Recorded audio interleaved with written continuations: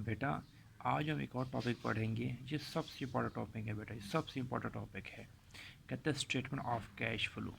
कहते हैं जब भी कोई फर्म बेटा हमेशा बैलेंस शीट भी मेंटेन करती है, इनकम स्टेटमेंट मेंटेन की बैलेंस शीट में देते हैं कि आया फर्म पर लायबिलिटी कितनी है, एसेट कितनी है। इनकम स्टेटमेंट इसलिए मेंटेन की जाती है कि फर्म का पता है कि फर्म को प्रॉफिट कितना हुआ है या लॉस कितना हुआ है एक फाइनेंशियल ईयर के अंदर।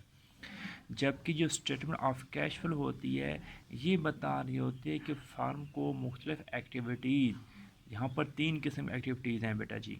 Operating activities, investing activities and financing activities.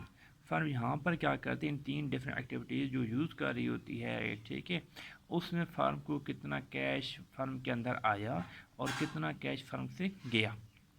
जो सबसे पहले डिस्कस करेंगे बेटा जी आता है cash flow from the operating activity.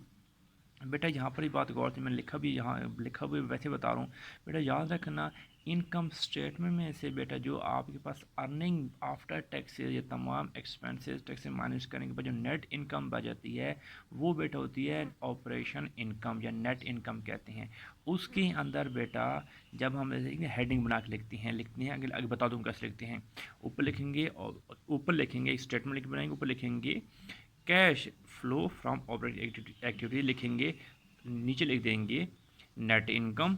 उसके अंदर बेटा डेप्रिसिएशन को प्लस किया जाता है बेटा जी, ठीक है, डेप्रिसिएशन को प्लस किया जाता है, ठीक ना। और वो तमाम आइटम बैलेंस शीट के आइटम बेटा वो भी अगर तो बैलेंस शीट के आइटम याद रखना, आपको दो बैलेंस शीट बता देगी होंगे कंपेरेटिवली। आपको सपोज 2001 की बता देगा, 2002 की बता देगा, जैसे बुक में बताई हुई है। दोनों को कंपेयर करेंगे, कंपेयर इस तरह करेंगे पिछले साल के मुकाबले में बैलेंस शीट की जो करंट आइटम्स हैं या करंट एसेट्स और करंट लायबिलिटीज़, करंट एसेट और करंट लायबिलिटीज़ में जो इंक्रीज़ या डिक्रीज़ आ रहा होता है। अब याद रखना बेटा जी, आपने देखना है कि अगर तो करंट एसेट में इंक्रीज़ आ रहा है, पिछले साल के मुकाबले में करंट एसेट में इंक्रीज़ आ रहा है, तो वो बेटा जी आपने माइनस कर देने हैं ऑपरेटिंग एक्टिविटीज़ की अमाउंट में से। नेक्स्ट बता रहा हूँ कैसे करेंगे, याद रखना माइनस कर देंगे।